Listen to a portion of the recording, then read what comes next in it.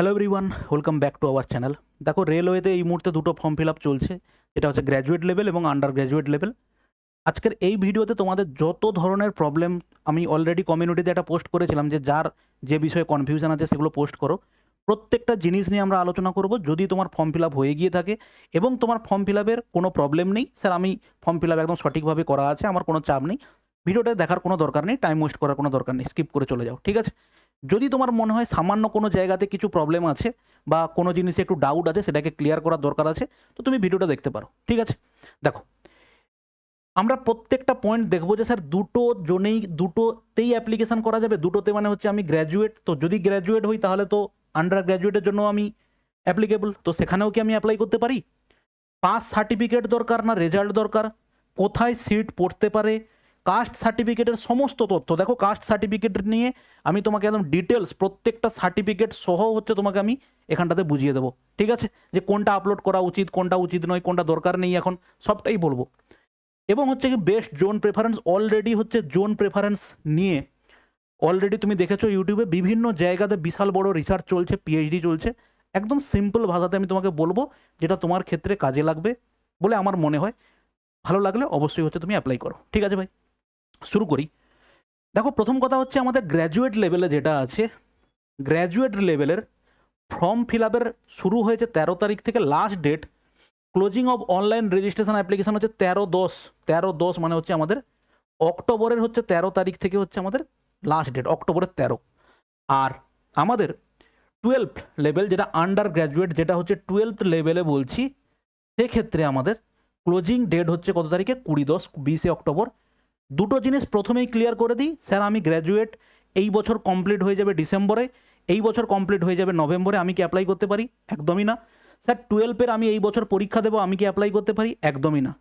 12-এ sir আমার 50% নেই, কিন্তু আমি গ্র্যাজুয়েট, আমি কি অ্যাপ্লাই করতে পারি? অবশ্যই করা যাবে। যদি তুমি শুধু 12 বেসিসে অ্যাপ্লাই করতে চাও এবং 12 ইকুইভ্যালেন্ট, পলিটেকনিক করা থাকে, ডিপ্লোমা করা থাকে, 12 ইকুইভ্যালেন্ট, সেগুলো তুমি অ্যাপ্লাই করতে পারো। 50% নাম্বার তোমার থাকা মাস্ট, ঠিক আছে? এই গেল হচ্ছে আমাদের কোয়ারি। যদি কোনো তোমার ভুল থাকে দুটো জোনে, স্যার আমি দুটোতেই অ্যাপ্লাই করতে পারবো? অবশ্যই হ্যাঁ। স্যার দুটো আলাদা জোনে অ্যাপ্লাই করতে পারবো? সেটার জন্য অবশ্যই হ্যাঁ। তার জন্য কি স্যার আমাকে দুটো আলাদা জোনে প্রথম করে রেজিস্ট্রেশন করতে হবে? একদমই না। আমি রেজিস্ট্রেশন করব স্যার একবার। একবার রেজিস্ট্রেশন করার পরে তারপরে তুমি যখন তোমার ওই ধরো আমি কলকাতা জোনে আমার রেজিস্ট্রেশন করা আছে, স্যার আমি কলকাতা জোনে রেজিস্ট্রেশন করেছি, ঠিক আছে, কিন্তু আমি কলকাতা জোনে কোনোটাই অ্যাপ্লাই করব না। আমি একটা অ্যাপ্লাই করব মুম্বাই জোনে, একটা অ্যাপ্লাই করব হচ্ছে ভুবনেশ্বর জোনে। আমি করতেই পারি। লগ ইন করবে তোমার রেজিস্ট্রেশন যে কোনো আরআরবিতে যদি তুমি একবার করে নিয়ে থাকো, তাহলে তোমার চেঞ্জ করার কোনো দরকার নেই। রেজিস্ট্রেশন একবারের জায়গায় দুবার করলে হয়তো প্রবলেম হবে না, এটা ডিটেলস আমি এখনও পর্যন্ত কোনো জায়গায় দেখিনি, তুমি দেখলে অবশ্যই কমেন্ট করো। কিন্তু অ্যাপ্লাই যদি পরীক্ষাতে দুটো আলাদা আলাদা জোনে একসঙ্গে করো, তাহলে কিন্তু তোমার ক্যান্ডিডেচার ক্যান্সেল হয়ে যাবে, ঠিক আছে? তোমার বেসিক যে ইনফরমেশানগুলো, তোমার নাম, তোমার বাবার নাম, মায়ের নাম, ফোন নাম্বার, মেল আইডি, এগুলোকে কোনোভাবে চেঞ্জ করা যাবে না। যদি তুমি চেঞ্জ করতে যাও তাহলে তুমি আরআরবিতে হচ্ছে মেল করবে, ওরা ওখান থেকে গাইড করে দেবে কি করা যাবে না করা যাবে। তারও একটা Q&A বলে আরআরবি নিজেই হচ্ছে তার ওয়েবসাইটে পাবলিশ করেছে, সেটা তুমি দেখে নিতে পারো, ঠিক আছে? এবারে যদি কারোর নাম ভুল থাকে, বাবার নাম ভুল আছে, তোমার সার্টিফিকেটের নাম এক আছে, বাবার হচ্ছে পরবর্তীকালে অন্য কোনো ডকুমেন্টসে অন্য নাম আছে, ধরো আধার কার্ডে অন্য নাম আছে আর তোমার সার্টিফিকেটে অন্য নাম আছে, তুমি কি করবে? এই দুজন ব্যক্তি যে একই ব্যক্তি, সেটাকে তুমি এখনই এফিডেভিট করিয়ে রাখো। এফিডেভিট করবে ফার্স্ট ক্লাস ম্যাজিস্ট্রেট থেকে, এফিডেভিট করিয়ে নিলে প্রবলেম সলভ হয়ে যাবে। এমনকি তোমারও যদি নামের কোনো প্রবলেম থেকে থাকে, পরবর্তীকালে গ্যাপ নেই বা গ্যাপ আছে, তুমি এটা এফিডেভিট করিয়ে রাখো। এফিডেভিট করাতে কোনো মানে কোনো ভুল নেই, তুমি এফিডেভিট করালেও তোমার কোনো ক্ষতি হয়ে যাবে না, তুমি একদম সেফ জোনে থাকবে, ঠিক আছে? এবারে হচ্ছে স্যার আমরা লগ ইন করার পরে এখানে অনলাইন অ্যাপ্লিকেশানে ক্লিক করব। ক্লিক করার পরে আমার এইরকম একটা আমার কাছে আসবে। দেখো, জেনারেল ইনস্ট্রাকশন, এগুলো হচ্ছে কি অনলাইন অ্যাপ্লিকেশান, অলরেডি আমার এগুলো ফিল আপ হয়ে আছে। আমি এবারে দেখব, দেখো এটা কোনটা? এটা হচ্ছে আন্ডার গ্র্যাজুয়েট পোস্টস।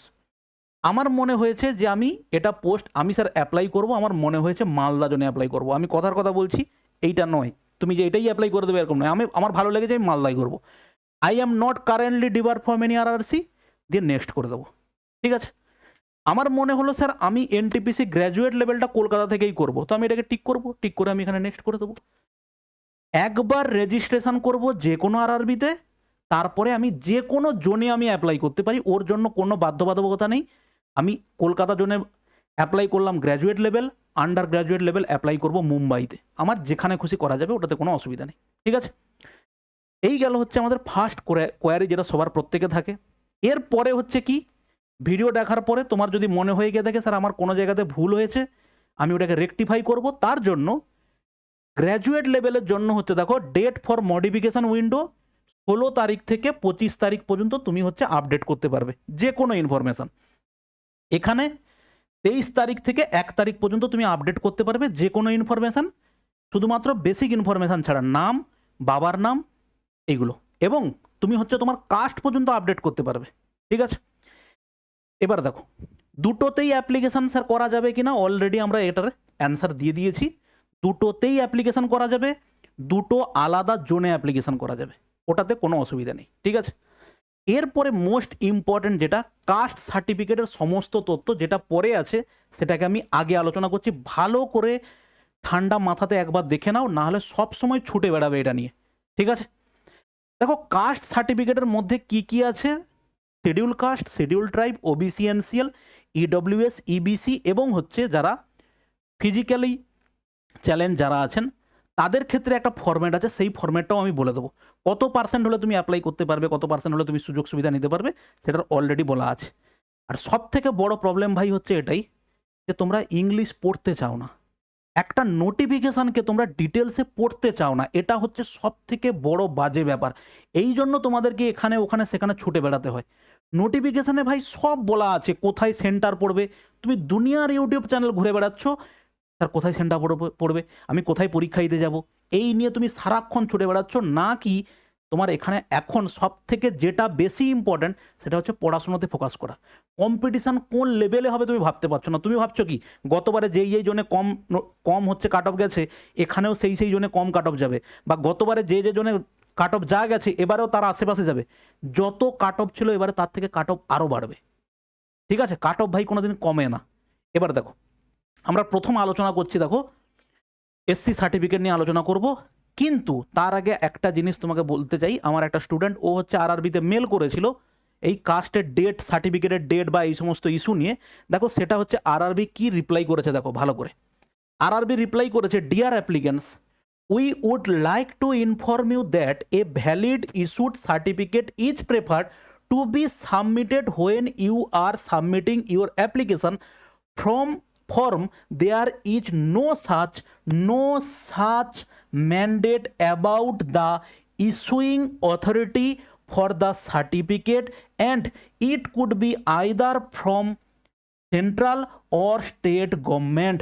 ভালো করে শুনলে, আরআরবি নিজের থেকে রিপ্লাই করেছে মেল দিয়ে যে কোনোভাবেই কে ইস্যুইং অথরিটি কে হবে, is no such mandate about the issuing authority for the certificate, and it could be either from central or for state government.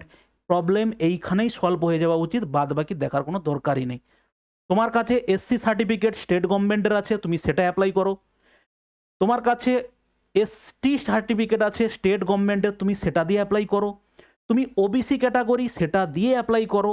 এবারে যেটা প্রশ্ন হয় স্যার আমি তো ওবিসি এখন এ ক্যাটাগরিতে পড়ি, আমি সেখান থেকে হচ্ছে আমাদের কেস চলছে, তো আমি কোথায় অ্যাপ্লাই করব, কিভাবে অ্যাপ্লাই করব, সেটা নিয়ে আমরা আসবো। দেখো the point is to be noted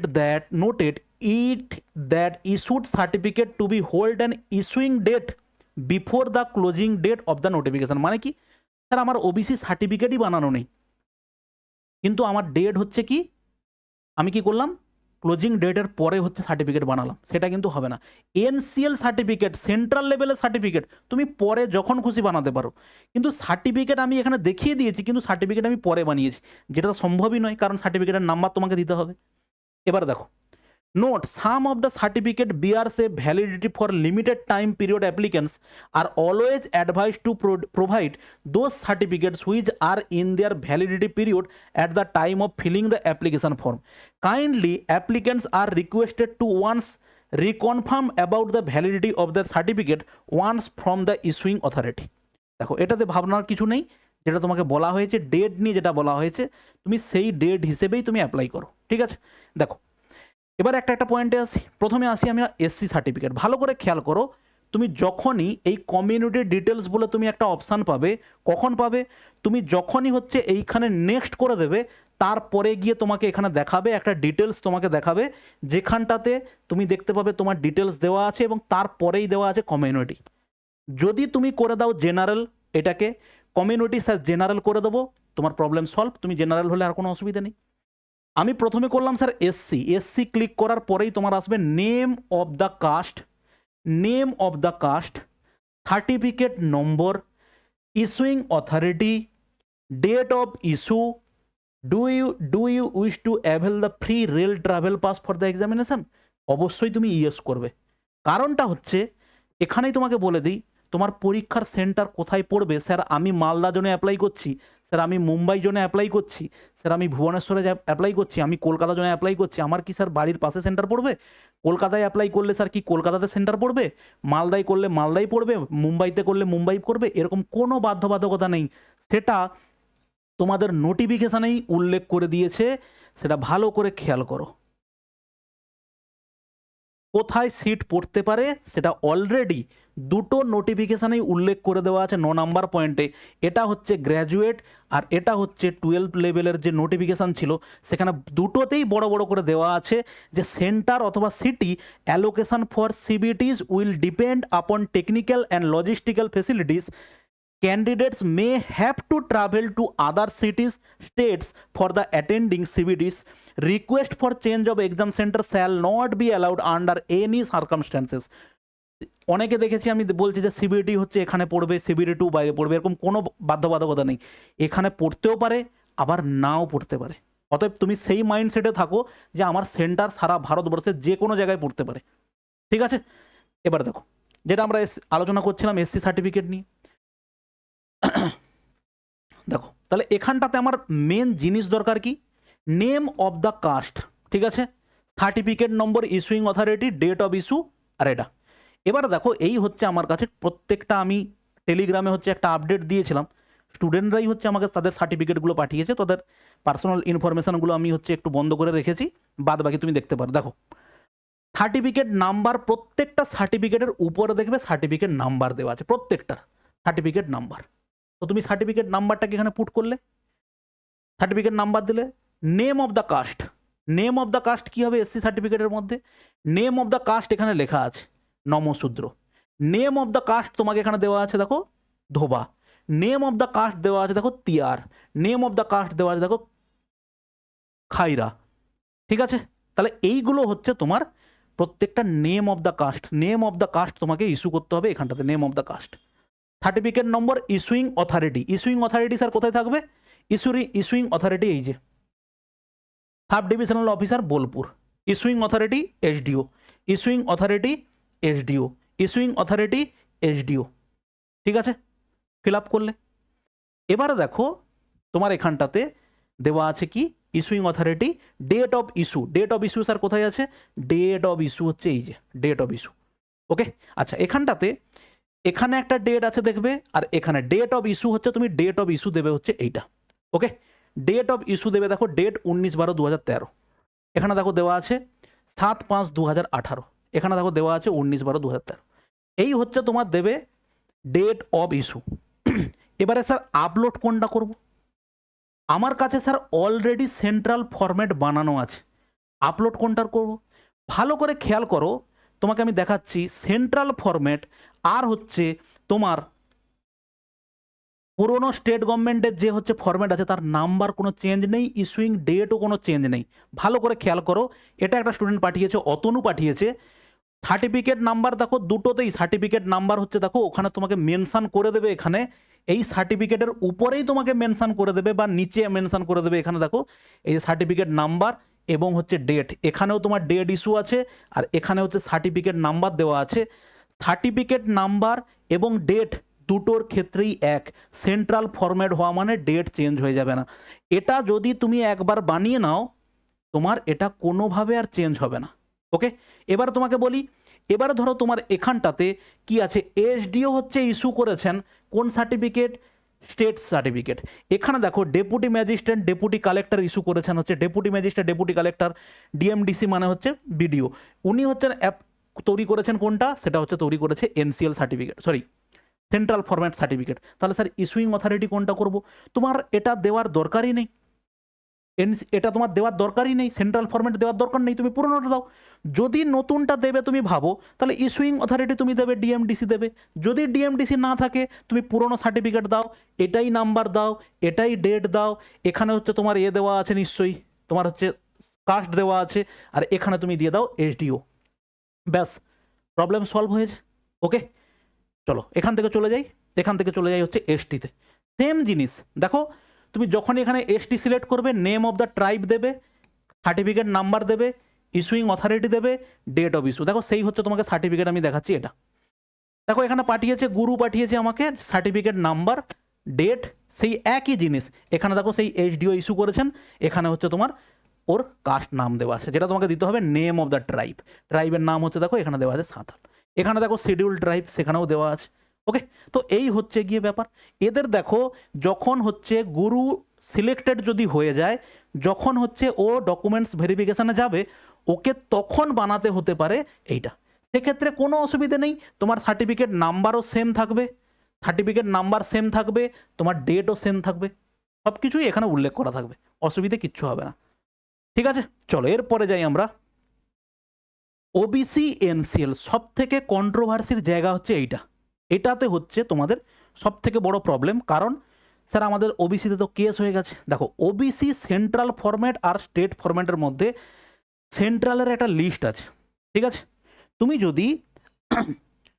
তুমি যদি আমাদের ওয়েস্ট বেঙ্গল গভর্নমেন্টের এই ওয়েবসাইটগুলোতে যাও, ওকে, এই ওয়েবসাইটগুলোতে যাও, এই ওয়েবসাইট কোনটা, এটা হচ্ছে West Bengal commission for backward classes, এটা ওয়েবসাইট। তুমি এখানে যদি যাও, এখানে গেলে এই ওয়েবসাইটে যাওয়ার পর তুমি এখানে পাবে দেখো state list of OBCs, OBC list combined OBC list category wise. এটা তুমি যদি খোলো, তোমার কাছে এখানে পেয়ে যাবে তুমি যে কোনটা ক্যাটাগরি এতে পড়ছে, কোনটা ক্যাটাগরি বিতে পড়ছে। ক্যাটাগরি এ নিয়েই হচ্ছে কেস, ঠিক আছে। ক্যাটাগরি বিতে যারা আছো অলরেডি তোমাদের সার্টিফিকেটে লিখে দেওয়াই আছে ওবিসি বি, কোনো অসুবিধা নেই। ওবিসি হও বা ওবিসি বি হও, যাই হও না কিনা, মেন দরকার তুমি নন ক্রিমি লেয়ার কিনা। এনসিএল নন ক্রিমি লেয়ার মানে কি, 8 লাখ সম্ভবত বা 9 লাখ, আমি ওটা এক্স্যাক্ট বলতে পারছি না। 8 লাখের বেশি ইনকাম হলে তুমি হয়ে যাবে ক্রিমি লেয়ারের মধ্যে। নন ক্রিমি লেয়ার, তার মধ্যে যদি তোমার ইনকাম হয়, তোমার মা বাবার যদি ইনকাম হয়, তাহলে সেক্ষেত্রে তোমার সার্টিফিকেটের মধ্যেই তোমাকে উল্লেখ করা থাকবে যে তুমি ওবিসি বি না ওবিসি এ। ভালো করে দেখো, তুমি এখানে যদি OBC other backward class select করো, do you come under OBC non creamy layer, যদি তুমি ইয়েস করো, তারপরে তোমাকে certificate number, issuing authority, date of issue দেবে। যদি তুমি এটাকে নো, এখানে পপ আপ মেসেজ করলে যদি তোমার নো করে দাও, নো করে দিলেই তোমাকে একটা মেসেজ দেখাবে যে you are under unreserve category. যদি তুমি নন ক্রিমি লেয়ার হও, তাহলে তুমি পড়ে যাবে আনরিজার্ভ ক্যাটাগরি। আনরিজার্ভ ক্যাটাগরি হওয়া মানে তুমি হচ্ছে কি করবে, তোমার সেখানটাতে ফর্ম ফিল আপ আনরিজার্ভেই হবে, তুমি টাকাতেও ছাড় পাবে না এবং মেরিটেও কোনো ছাড় পাবে না, ঠিক আছে। তাহলে যদি আমি ইডব্লিউএস, আমি যদি OBC non creamy layer NCL এর মধ্যে পড়ি, দেখো তোমার হচ্ছে এই হচ্ছে তোমার সার্টিফিকেট, এখানে সার্টিফিকেটেই তোমাকে উল্লেখ করা থাকবে। দেখো recognised as backward class category হচ্ছে দেখো বি, এখানে উল্লেখ করে দেওয়া আছে। এখানে দেওয়া আছে কি ক্যাটাগরি বি, যদি বি উল্লেখ থাকে তারপরেও তো তোমাকে এনসিএল সার্টিফিকেট বার করতে হবে। তুমি নন ক্রিমি লেয়ারের মধ্যে পড়ছো না, সেটা তোমাকে তো বের করতে হবে। তোমার ঘরের, তুমি জানো তোমার হচ্ছে ইনকাম কীরকম, তাহলে সেই অনুযায়ী এবার তুমি ভাবছো যে স্যার আমার ঘরের ইনকাম কম কিন্তু আমার এনসিএল সার্টিফিকেট বের করা নেই, কোনো দরকার নেই, যখন ডকুমেন্টস ভেরিফিকেশন হবে তখন বের করবে। এবার দেখো এ হচ্ছে বি আছে, এ হচ্ছে বি ক্যাটাগরি আছে। এরপরে দেখো এই যে তিনজন আছে, এরা হচ্ছে দেখো ক্যাটাগরি এ এখানে উল্লেখ করা আছে, এখানেও দেখো ক্যাটাগরি এ উল্লেখ করা আছে, OBC A as per notification number এত, এই by government of West Bengal under notification number এত, and government of India for the state West Bengal under এত। এখানেও দেখো সেম, এখানেও বলে দেওয়া আছে ক্যাটাগরি এ। যাদের ক্যাটাগরি এ উল্লেখ আছে, প্রথম কথা হচ্ছে 100% তুমি ক্রিমি নন ক্রিমির মধ্যে তো পড়বেই না। ওকে, এবারে তুমি এর পরেও আর একটা লিস্ট দেওয়া আছে, সেটা হচ্ছে তুমি যদি গুগলে সার্চ করো, ওখানে তুমি OBC list for West Bengal, OBC others backward class, SC ST বাদ দিলে যারা আছে বাইরে, তাদের মধ্যে আদার ব্যাকওয়ার্ড ক্লাসকে হিসেব করা হচ্ছে। আমাদের ওয়েস্ট বেঙ্গলের ওবিসি উড়িষ্যাতে ওবিসি নাও হতে পারে, আমাদের ওয়েস্ট বেঙ্গলের ওবিসি ঝাড়খণ্ডে ওবিসি নাও হতে পারে, আবার ঝাড়খণ্ডের ওবিসি আমাদের এখানকার ওবিসি নাও হতে পারে। বুঝতে পারলে কথাটা? তার জন্য তুমি এমনি নর্মাল গুগলে সার্চ করলেই তুমি এখানে একটা লিস্ট পেয়ে যাবে, national commission for backward classes, এবং সেখানে তোমার লিস্টে যদি দেখো, তোমার তো ওবিসি কার্ডের মধ্যে তোমার দেওয়া আছে, এইটা ওবিসি কার্ডের মধ্যে তোমার এখানে দেওয়া আছে, তুমি হচ্ছে দেখো তেলি কলু, এইটা তুমি সার্চ করো। এটা যদি তোমার মধ্যে থাকে তাহলে তুমি জানবে যে এটা হচ্ছে কি, তুমি ওবিসি সেন্ট্রাল ফরম্যাটের মধ্যে পড়ছো, সার্চ করে নাও। যদি আমরা এখানে দেখি যে তেলি কলু, ওইটা যদি ওখানটাতে আছে কি না, দেখো আছে কি, এই দেখো তেলি, এই যে এই নোটিফিকেশান নম্বর এই অনুযায়ী এটা হচ্ছে এখানে আছে। দেখো রাজু কাস্ট হচ্ছে, আমি যেটা জানি ওবিসি বির মধ্যে পড়ে রাজু কাস্ট, দেখো এখানে রাজু আছে এই নোটিফিকেশান অনুযায়ী। তাহলে তুমি তোমার কাস্ট সার্টিফিকেট বার করো, ওবিসি সার্টিফিকেট, সেইটা বের করার পরে এটা আমি টেলিগ্রামে দিয়ে দেবো, এইগুলো প্রত্যেকটা জিনিস টেলিগ্রামে দিয়ে দেবো, তুমি টেলিগ্রাম থেকে হচ্ছে এগুলোকে ভেরিফাই করে নিতে পারো। যদি তুমি ভেরিফাই করে নিতে পারো তাহলে তুমি ওবিসি সেন্ট্রাল লিস্টের মধ্যে পড়ছো। সেন্ট্রাল লিস্টের মধ্যে পড়ে গেলে তুমি জানতে পারবে যে তুমি এনসিএল ক্যাটাগরির মধ্যে পড়ো কিনা, কারণ তোমার মা বাবার ইনকাম ওই 8 লাখ বা 9 লাখের যে ব্যালেন্সটা দেখা হচ্ছে সেটার মধ্যে তুমি পড়ছো কিনা, তাহলে সেখান থেকে তোমার ক্লিয়ারিটি চলে আসবে। বোঝা গেল? এবার দেখো, এবার হচ্ছে তোমার এখানেও সেই একই গল্প, ভালো করে খেয়াল করো, এখানে সেই একই। যদি তুমি ইয়েস করো তোমাকে সার্টিফিকেট নাম্বার দিতে হবে, স্যার এই যে হচ্ছে আমার সার্টিফিকেট নাম্বার, এই যে হচ্ছে sir certificate number, sir date কি, এখানকার ইস্যুইং অথরিটি দিতে হবে, সার্টিফিকেট নাম্বার দিলাম, ইস্যুইং অথরিটি এই যে এসডিও ঝাড়গ্রাম থেকে পাঠিয়েছে, এটাকে পলাশ পাঠিয়েছে ঝাড়গ্রাম থেকে। এখানেও দেখো ইস্যুইং অথরিটি এসডিও কোথা থেকে পাঠিয়েছে, বিষ্ণুপুর সাব ডিভিশন থেকে। ঠিক আছে, তো এই হচ্ছে গিয়ে তোমার প্রসেস, ওখানে দিয়ে দাও, ওখানে তুমি দিয়ে দেবে হচ্ছে issuing authority SDO, date of issue প্রত্যেক সার্টিফিকেটের মাথার উপর দেওয়া আছে, এই যে ডেট অফ ইস্যু, এই যে ডেট অফ ইস্যু দিয়ে দেবে। এবার তুমি কি করবে, তুমি জানো আমি এনসিএল ক্যাটাগরির মধ্যে পড়ি, আমি সেন্ট্রাল ওবিসি লিস্টের মধ্যে পড়ি, যখন তুমি চাকরি পাবে, ডকুমেন্টস ভেরিফিকেশন হবে, তখন তুমি চলে যাবে গিয়ে এরকম হচ্ছে, তুমি অতনু আমাকে পাঠিয়েছিল, অতনুর হচ্ছে এটা কার, বিশ্বজিৎ, দেখো বিশ্বজিতের হচ্ছে ও আমাকে পাঠিয়েছিল, বিশ্বজিতের এটা হচ্ছে স্টেট ফরম্যাট, এটা হচ্ছে দেখো ওর format for OBC NCL certificate. ঘটনা হচ্ছে ওবিসির ক্ষেত্রে কিন্তু এনসিএল সার্টিফিকেট আবার তোমাকে আপডেট করাতে হবে পরবর্তীকালে, এবং তোমাকে আবার একটা ডিক্লারেশনও দিতে হবে যখন হচ্ছে তুমি ডকুমেন্টস ভেরিফিকেশনে যাবে, যে স্যার আমি ওবিসি ক্রিমি লেয়ারের মধ্যে পড়ি না, মানে নন ক্রিমি লেয়ারের মধ্যে পড়ি, তার জন্য একটা ডিক্লারেশনও এখানে দেওয়া আছে, ওটা তোমাকে ডকুমেন্টস ভেরিফিকেশনের সময় করতে হবে। দুটো জিনিস তুমি চেক করে নেবে, তুমি ওবিসি বি ক্যাটাগরির মধ্যে পড়ছো কিনা, যদি বির মধ্যে পড়ো তাহলে তোমার ভাবার দরকার নেই, তাতে গিয়ে তুমি কি করবে, শুধুমাত্র তোমার এনসিএল সার্টিফিকেটটা তুমি এখন ইস্যু করাতে পারো, তুমি পরবর্তীকালে যখন ডকুমেন্টস ভেরিফিকেশন হবে তখন ইস্যু করাতে পারো। তুমি ভালো করে খেয়াল করো, এটা হচ্ছে অতনু এই। আচ্ছা, এবারে একটা গল্প আছে, দেখো এটা আমার একটা স্টুডেন্ট অর্পিতা হচ্ছে আমাকে ওর ওবিসি সার্টিফিকেটটা সেন্ড করেছে।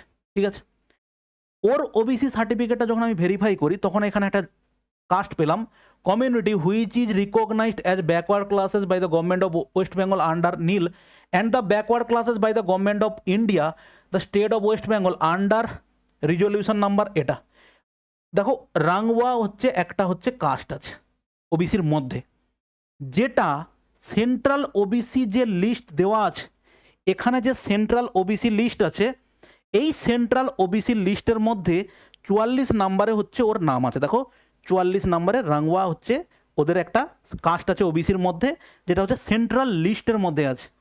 এবারে যখন আমি এটাকে স্টেট লিস্টের মধ্যে গিয়ে চেক করতে যাই, এই লিস্টে এখানে এই নামটাই নেই। এবারে এখানে কিভাবে তৈরি করা আছে সেবারে বোঝা যাচ্ছে, হয়তো ভুল থাকতেও পারে, কিন্তু ও যখন এসডিওর পাশে গেছে, ও কিন্তু এসডিও থেকে ওকে এনসিএল সার্টিফিকেট দিয়েছে, কারণ এটা সেন্ট্রাল লিস্টের মধ্যে আছে। আবার ওর এই যে সার্টিফিকেটটা, এই সার্টিফিকেটের মধ্যে কোনো জায়গাতে ওবিসি বি এই কথাটা লেখা নেই, কিন্তু এখানে একটা কথা লেখা আছে, this is also to clarify that he does not belong to the category of persons section creamy layer. ঠিক আছে, ক্রিমি লেয়ারের মধ্যেও বিলং করে না, তার মানে ঘুরিয়ে ওকে এখানে বলা আছে যে ও নন ক্রিমি লেয়ারের মধ্যে বিলং করে। ঠিক আছে, তো এই হচ্ছে কিছু প্রবলেম যেগুলো তোমাকে আমি জেনুইনলি মনে হলো যে আমার এগুলো ডিসকাস করা উচিত, তোমার সঙ্গে করলাম। এবারে তুমি তোমার সার্টিফিকেট সব কিছু নিজেই ভেরিফাই করতে পারবে। আর ডেট নিয়ে, সার্টিফিকেট নাম্বার নিয়ে প্রবলেম নেই, তুমি স্টেট গভর্নমেন্ট যেটা তুমি তৈরি করেছো সেটারই নাম্বার দাও, সেটারই ডেট দাও। যখন তুমি এনসিএল সার্টিফিকেট বানাবে, সেন্ট্রাল ফরম্যাট বানাবে, ডকুমেন্টস ভেরিফিকেশনের সময় তুমি জাস্ট ওটাকে প্রডিউস করবে, আর কিচ্ছু ভাবার দরকার নেই। ঠিক আছে, চলো এবারে আমরা দেখে নিই নেক্সট যেটা আছে ইডব্লিউএস। দেখো ইডব্লিউএস সেই একই ধরনের, ইডব্লিউএস সিলেক্ট করবে, সার্টিফিকেট নাম্বার দেবে, ইস্যুইং অথরিটি দেবে, ডেট অফ ইস্যু। এই হচ্ছে আমাদের সার্টিফিকেট। এখানে দেখো নাম্বার হচ্ছে এটা, এই হচ্ছে ডেট, ইস্যুইং অথরিটি হচ্ছে এই যে, ঠিক আছে, এডিএম। এখানেও ঠিক তেমন অ্যাডিশনাল ডিস্ট্রিক্ট ম্যাজিস্ট্রেট করেছেন, সার্টিফিকেট নাম্বার, এই হচ্ছে ডেট। ক্লিয়ার? এবার দেখো এটা ভ্যালিড ফর দ্য ইয়ার, এটা নিয়েও ভাবার দরকার নেই। তুমি তো আর সামনের বছর যখন হচ্ছে রেলের ডকুমেন্টস ভেরিফিকেশন হবে সেই বছরের সার্টিফিকেট তো তোমাকে এখন দেবে না, তো তোমাকে এটা দিয়েই ফর্ম ফিল আপ করতে হবে। পরবর্তীকালে যখন তুমি ডকুমেন্টস ভেরিফিকেশনে যাবে তখন তোমার আপডেটেড ভেরিফিকেশন করা, আপডেটেড তোমার হচ্ছে সার্টিফিকেট তখন তোমাকে প্রডিউস করতে হবে। ঠিক আছে, এবার দেখো তোমাকে যেটা দেওয়া হয়েছিল এটা হচ্ছে নোটিফিকেশনে ভাই বলা আছে কি, the candidates apply against the vacancies reserve for EWS must produce valid income and asset certificate issued by competent authority as per annexure 3 during documents verification. তোমাকে ইনকাম সার্টিফিকেট, অ্যাসেট সার্টিফিকেট এগুলো সব দিতে হবে ডকুমেন্টস ভেরিফিকেশানের সময়।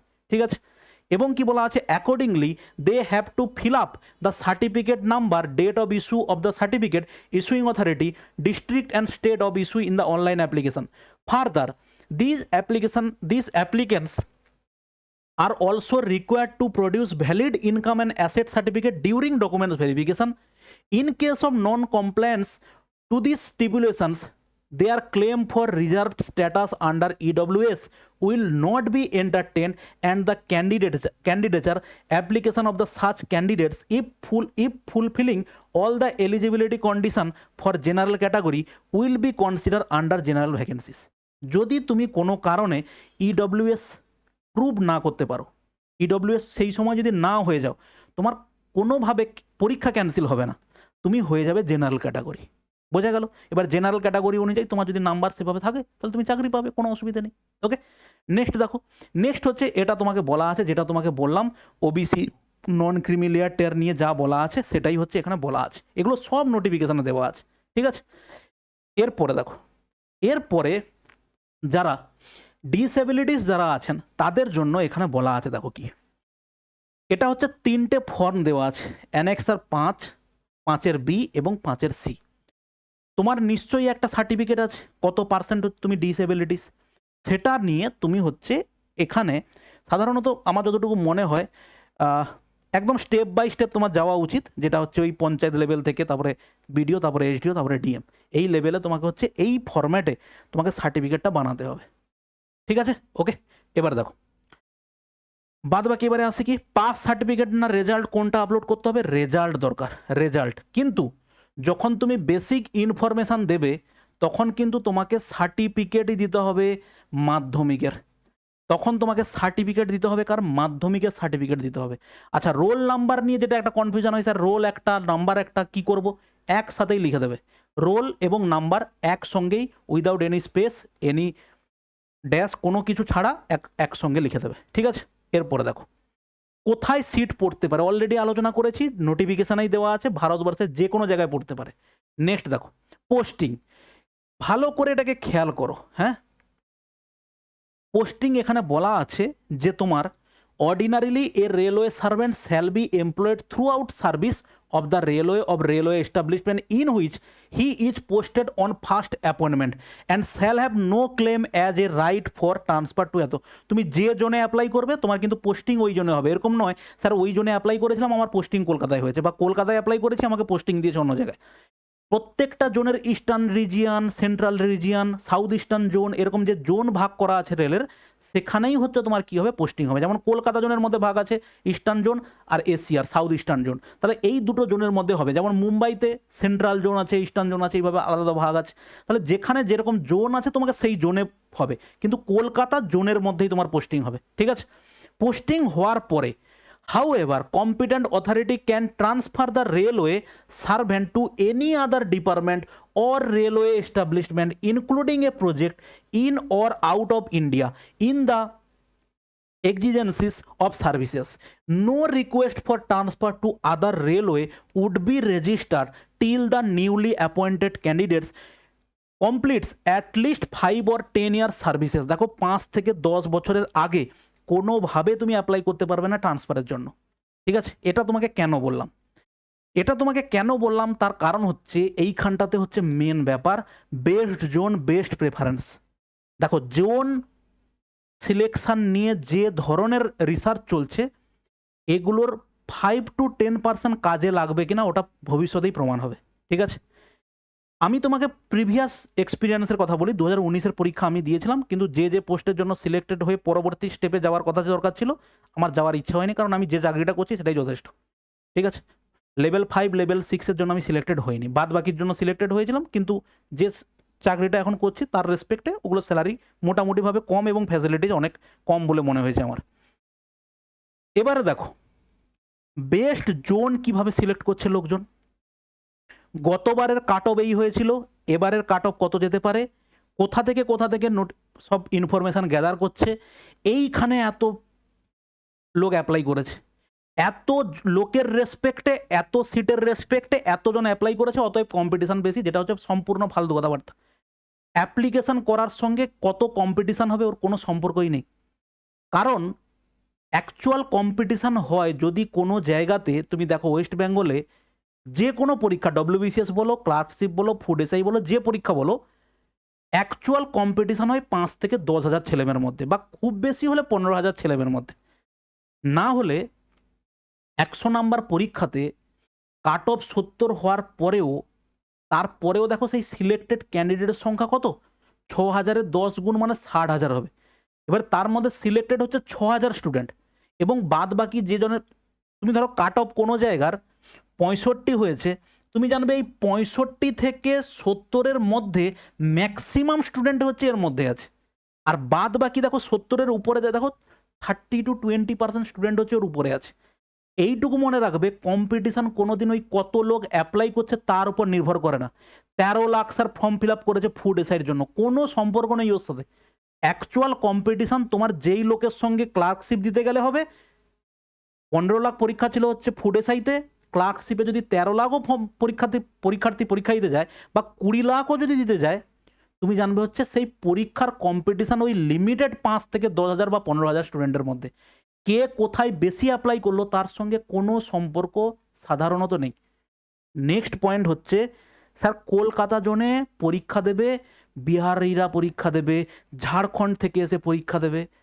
তার মানে উল্টো দিক দিয়ে স্যার আমরা এটাই ভেবে নিচ্ছি যে আমার কোয়ালিটি ওর সাথে কম্পিট করার মতোই নাই, আমাকে ভ্যাকেন্সি সব থেকে কলকাতায় বেশি দেওয়া হয়েছে, আমি এই জোনের স্টুডেন্ট, কিন্তু আমি প্রথমেই বলে দিচ্ছি ভাই এখানে এত এত লোক পরীক্ষা দেবে, আমার দ্বারা এটা হবে না, আমি এখান থেকে ছেড়ে, আমার ঘর দখল হয়ে যাক কিন্তু আমি ছেড়ে পালিয়ে যাব অন্য জায়গাতে। ওখানে যে কম্পিটিশান হবে না এই গ্যারেন্টি তোমাকে কে দেবে বলো। মুম্বাই জোনে কম্পিটিশান কলকাতা থেকে কম হবে, ভুবনেশ্বর জোনে কম্পিটিশান কলকাতা থেকে কম হবে, এটা কে গ্যারেন্টি দেবে? এবং এই গ্যারেন্টিটা কোন বেসিসে হবে তুমি আমাকে বলো? ওই অ্যাপ্লাই কে কোথায় বেশি করেছে তার বেসিসে হবে না ভাই, কোনো লজিক এখানে খাটবে না। আর একটাই লজিক খাটবে, সেটা হচ্ছে তুমি একবার দেখো কোন কোন জোনে বেশি ভ্যাকেন্সি আছে তুলনামূলকভাবে। এটা তো স্বাভাবিক, মালদা জোনে স্যার 30টা সিট আছে, কলকাতা জোনে 300 সিট আছে, তাহলে স্বাভাবিকভাবে ওই 30টা সিটে বেশি কম্পিটিশান হবে। তাহলে এখানে ভ্যাকেন্সি বেশি আছে, অতএব চাকরি পাওয়ার প্রবাবিলিটি আমার 30টা থেকে এখানে বেশি। বেস্ট 5টা জোন দেখো যেখানে সব থেকে বেশি ভ্যাকেন্সি আছে, তুমি তোমার রেসপেক্টে হিসেব করো, হ্যাঁ আমার স্যার কোনো প্রবলেম নেই, আমি ভারতের যে কোনো জায়গায় গিয়ে চাকরি করতে পারি। এটা প্রথম মনে হয়, আমারও মনে হতো, কিন্তু চাকরি পাওয়ার পরে না তুমি দেখতে পাচ্ছ তুমি এখন ফ্রি হয়ে ঘুরে বেড়াচ্ছ, এত দায়িত্ব তোমার উপরে এসে পড়ে যাবে, তুমি ওখানে না মাইন্ডসেট ঠিক করে বসে থাকতে পারবে, না তুমি বাড়িতে আসতে পারবে। যারা বাইরে চাকরি করে একবার জিজ্ঞেস করে নেবে, দম ঢিলা হয়ে যায়। সিজিএল এর চাকরি ছেড়ে দিয়ে স্টেটে এসে ডব্লিউবিসিএস গ্রুপ ডিতে চাকরি করছে, এরকম প্রচুর উদাহরণ আছে। 1 লাখ টাকার প্রায় কাছাকাছি 1 লাখ টাকার স্যালারি ছেড়ে দিয়েছে 40,000 টাকার চাকরি করছে, বাধ্য হবে করতে এটা। অতএব প্রপার জায়গা ছেড়ে দিয়ে অন্য জায়গাতে ইচ্ছাকৃতভাবে যাব আমি, কি কারণে? স্যার আমার এখানে প্রচুর প্রচুর কম্পিটিশান হবে, আমার দ্বারা এটা হবে না, ওখানে গেলে আমার কম্পিটিশান কম হবে, কোনো গ্যারেন্টি নেই। আর ওই মাইন্ডসেট নিয়ে যদি চলো, স্যার ভ্যাকেন্সি কোথায় কম কাট অফ যেতে পারে বলুন, আমি সেখানে ফর্ম ফিল আপ করবো, ওটাতে চাকরি হবে কিনা সন্দেহ আছে। ঠিক আছে, এই হচ্ছে আমার, এটা হচ্ছে আমার দিকের ভাবনা। এবার তুমি তো অবশ্যই আমার থেকে বেস্ট চিন্তা ভাবনা করতে পারবে, আমার দিকেরটা আমি বললাম। বেস্ট প্রেফারেন্স কি হবে? দেখো, প্রেফারেন্স চুজ করতে গেলে আমি তোমাকে এটাকে বলবো, এখানেও সেই একই গল্প। স্যার আমার কোথায় অফিসিয়াল কাজ দরকার, কোথায় স্যালারি বেশি দরকার, অলরেডি আমরা আলোচনা করেছি। গুডস ট্রেন ম্যানেজারের স্যালারি সব থেকে বেশি। Junior account cum typist, senior clerk cum typist, এটা হচ্ছে অফিসিয়াল জব, অফিসে পোস্টিং হবে, এটাতে হেকটিক, কাজ অনেক কম, ভ্যাকেন্সি তুলনামূলকভাবে অনেক কম আছে। গুডস ট্রেন ম্যানেজারের ভ্যাকেন্সি অনেক বেশি আছে, তুমি সেটাতে দেখতে পারো। আমার এইটুকু দরকার, স্যার আমার অফিসিয়াল ডিউটি দরকার, শনি রবিবার ছুটি দরকার বা রবিবার ছুটি দরকার, ঠিক আছে। কিন্তু এগুলোতে ওই শনি রবি বলে এরকম কোনো ব্যাপার নেই, ওভার ডিউটির প্রচুর জিনিস আছে, হেকটিক চাকরি, ঠিক আছে। ঠিক সেম জিনিস এবারে মেডিকেল স্ট্যান্ডার্ডটাও বলবো। এখানকার গল্প কি আছে, এটা হচ্ছে স্যার 12 লেভেল। 12 লেভেলের ক্ষেত্রেও ঠিক সেম স্যার, এই দুটো হচ্ছে আমার কি 10 clerk, junior clerk cum typist এবং অ্যাকাউন্ট ক্লার্ক কাম টাইপিস্ট, এই দুটো হচ্ছে কি টাইপ টেস্ট তোমার থাকবে। স্যার আমি টাইপ টেস্ট দেবো না, তুমি যত যত জায়গায় তুমি বলবে স্যার এটা আমি পারবো না, তুমি তত পিছনের দিকে চলে যাবে। কেউ না কেউ থাকবে যে ও সব পারবে, তোমার থেকে বেশি পারবে, এই মাইন্ডসেটটা একবার ভাবো। অতএব তুমি যখনই বলবে স্যার এটা তো আমার দ্বারা হচ্ছে না, কেউ না কেউ থাকবে যে তোমার থেকে ও পারবে, অতএব সে তোমার আগে এগিয়ে যাবে, তুমি তোমার পিছিয়ে চলে যাবে। ওই হবে না যেটা, সেটাকেই করাতে হবে, এটা হচ্ছে মেন ফান্ডা কম্পিটিটিভ এক্সামের। ওকে, দেখো এখানেও ঠিক তেমন। স্যার ক্লার্ক, কমার্শিয়াল ক্লার্ক আর হচ্ছে ট্রেন ক্লার্ক, এটা টাইপ টেস্ট নেই, এই দুটোতে হচ্ছে টাইপ টেস্ট আছে। এবারে এখানে দেখো সেই অনুযায়ী ভ্যাকেন্সি সব থেকে বেশি হচ্ছে এটাতে, এবং সেই কোন জোনে ভ্যাকেন্সি বেশি আছে তুমি সেই হিসেবে হিসেব করে নাও। নেক্সট দেখো হচ্ছে মেডিকেল স্ট্যান্ডার্ড, দেখো A2 এবং হচ্ছে A3, এখানে হচ্ছে দেখো উইথ অর উইদাউট গ্লাস, এখানে হচ্ছে দেখো চশমা এবং এটা হচ্ছে কি, আচ্ছা এটা হচ্ছে A3 B2। একটা জিনিস দেখে নাও, অনেকে বলছিল স্যার আমার কালার ব্লাইন্ড আমি, তো আমি কোনটায় অ্যাপ্লাই করতে পারি? দেখো কালার ভিশন এখানে একটা আছে, কালার ভিশন এখানে একটা আছে, ওদিকে কালার ভিশন কোথায় আছে? A3-তে কালার ভিশন আছে, আর এখানে কালার ভিশন কোথাও আছে দেখে নাও একবার, আমি মিস করতেও পারি। দেখো আশা করছি কালার ভিশন এগুলোতে কোথাও নেই। অতএব তুমি B2 আর C2, B2 C2 কোথায় আছে? দেখো B2 এবং হচ্ছে C2 এই জায়গাগুলোতে তুমি অ্যাপ্লাই করতে পারবে যদি তুমি কালার ব্লাইন্ড হও। কোথায়? Chief commercial clerk cum ticket supervisor, junior account assistant cum typist, senior clerk cum typist, এগুলোতে তুমি অ্যাপ্লাই করতে পারবে, ঠিক আছে, যদি তুমি কালার ব্লাইন্ড হও।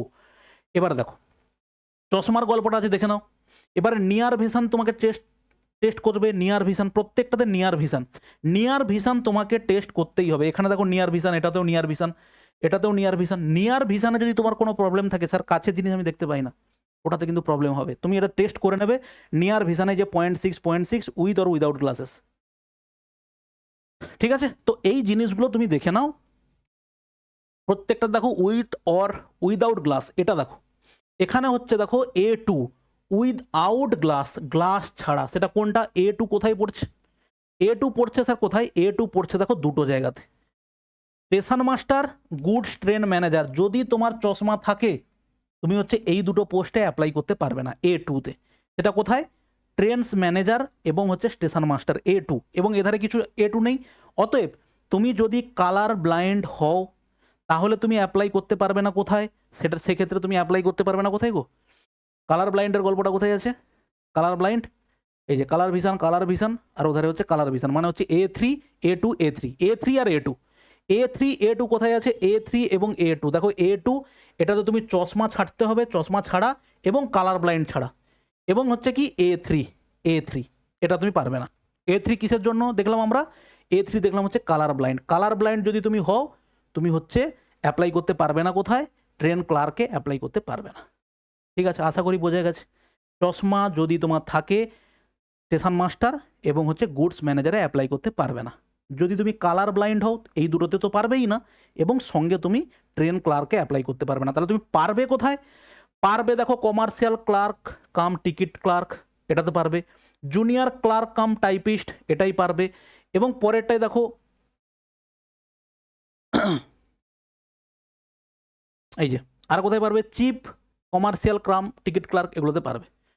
ঠিক আছে, তো এইগুলো হচ্ছে একটু দেখে নেবে, যতটুকু বলার আমি বললাম। আর লাস্ট হচ্ছে আর কিছু জিনিস নেই খুব একটা বেশি, এগুলো ওই কালারেতে দেওয়া আছে। আচ্ছা, লাস্ট আর একটা জিনিস, সেটা হচ্ছে signature. Applicant has to sign on white paper with black ink pen. আমি অনেক জায়গায় দেখেছি অনেকে বলছে তো ব্লু কালারে তুললেও ছবি আসছে কালো।